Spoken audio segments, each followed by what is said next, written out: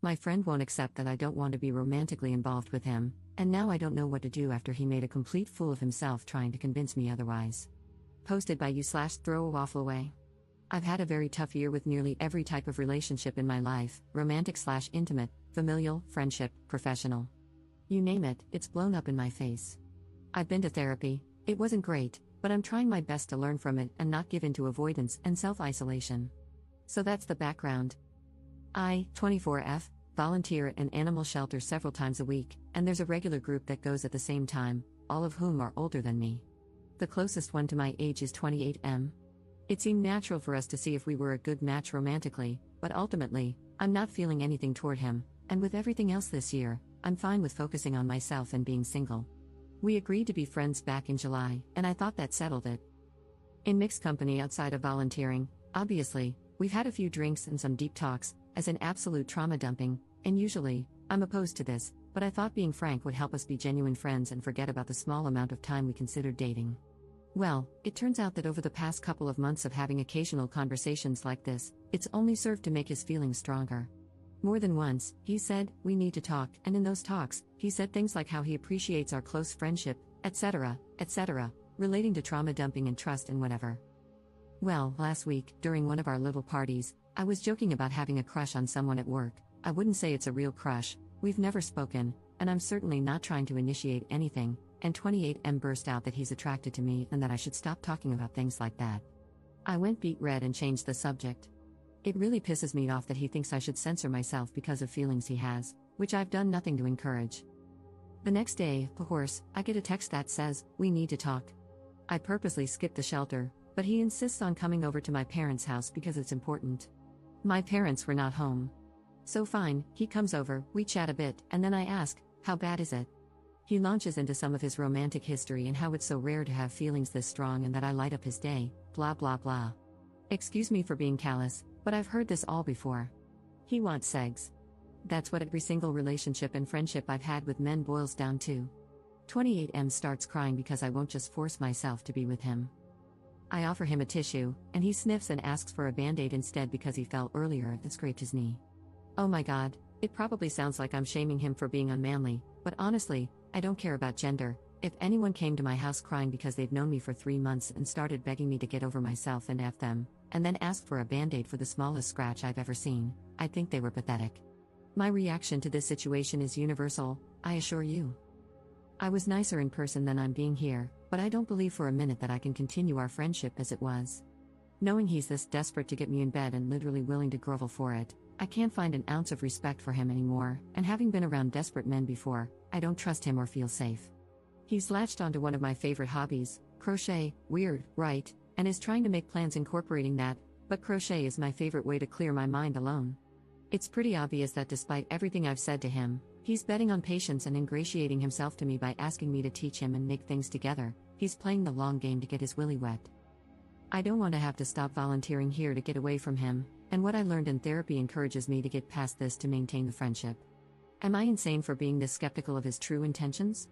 Is there anything else I can do to reduce his attraction, or is my pre-therapy instinct right to GTFO ASAP? Relevant comments. Commenter.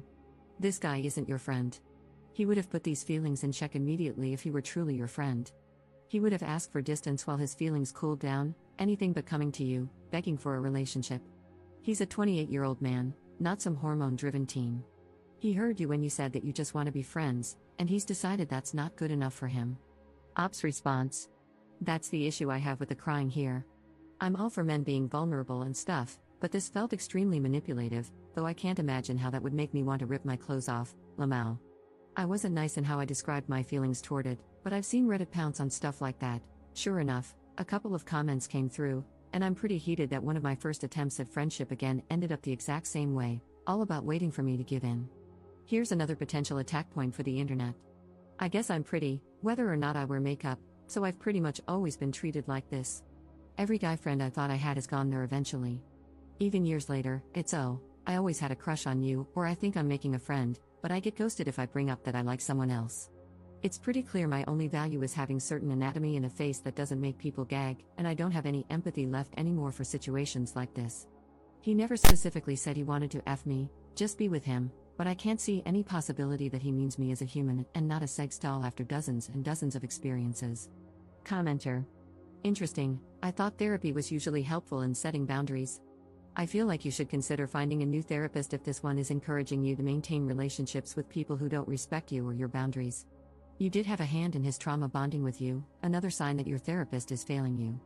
Find a new animal shelter to volunteer at. If there isn't another one in your area, you should consider finding a different place to volunteer if you enjoy contributing to your community in that way.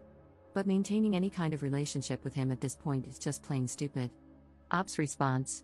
Yeah, I learned pretty quickly after therapy that my exposures for social anxiety made everything worse. I'm avoidant as hell and have literally run away from situations I dislike, and this really expensive, famous program, I'm not kidding, people come from around the world, encouraged me to say yes to everything, and it made my mental health a lot worse. Update 4 days later. Unfortunately, there's more. Before I made my original post, I already had plans with a mixed group, including 28M. Before I dive in, I just want to thank everyone who shared their experiences with ill-informed therapy, social anxiety, boundaries, and struggles similar to mine. I wish I were in a place where I could trust my gut without outside input, but at least there are kind, encouraging people out there. Unfortunately, the other people canceled, not on purpose, things just fell apart on their end, and I ended up being alone with 28M. It was okay. Later in the day, some of the others did show up, and we were messing around with those TikTok tarot readings, just being silly. Well, when it was my turn, the video that came up, of course, was all about love and romance, and I was like, no way, this makes me want to gag. 28M immediately burst into tears in front of everyone, saying, I wish you had said that the other night, that I make you want to gag. To be fair, there were some shots of booze involved before this, but still. I generally had a good day and wanted to keep the vibe, so I basically had to talk him down, also in front of everyone. Then, once everyone left, he pulled me aside, shocker, huh, and I had to reiterate again that the stupid TikTok thing is literally just TikTok. My reaction was not about him, and I had to defend my entire position in life again. Then he asked if he could prove himself by helping me study for university so he wouldn't make a scene anymore. I said I wasn't sure, but obviously, I'm not going to do that. It's hard enough to focus on school without a weepy baby having tantrums next to me, probably checking me out when I'm not looking. So, it's sad and it sucks because I have to change my whole routine now. I managed to find some other volunteer shifts that work with my schedule, but it's down to just 1 day a week. I told the coordinator why and asked if my new schedule could be kept private, if possible. They agreed to take me off the email list and just keep track of when I'm coming in. I feel bad complicating her job and ditching the other volunteers, but at least I still get to see the animals I've grown attached to. I alluded to this being a pattern in my life in my previous post and comments, but truly, this guy takes the cake. He really believes that every single thing I say revolves around him, like he takes up space in my head. Well, he does, but in a negative way.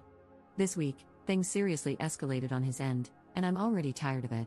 Surprise, 28M. I've actually lived an entire life without you, and I will continue to do so. Sorry you're so insecure that your life can be totally encompassed by someone else this easily. It's sad, but I doubt he will change. The tactic of cry, then guilt someone into giving me more of what I want is super easy to pull off. He sees every activity I do alone, joyfully, as an opportunity to commandeer that time and make it about him. I was nervous at first that he'd see this. I'm pretty sure he uses Reddit as well, but honestly, I don't care anymore. If he does, maybe seeing my side, because clearly, he cannot listen, might shock him into acting like a normal adult. Top 2 comments. Commenter. This guy is a pathetic creep. Hey, if you stumble across this poor lady's Reddit, please know that countless people, many of them women, think you're a super pathetic creep. You did not deserve to have this guy ruin something you enjoyed, either.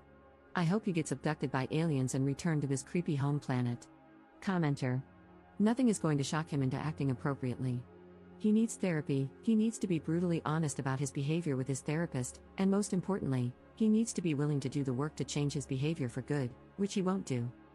All you can do is change your behavior to keep yourself away from creepy, manipulative dudes. Crying like that is manipulative, whether he means it to be or not. Stop hanging out with him one-on-one, and I would stop hanging out with the group if he's there. Can't you hang out with the other friends without him?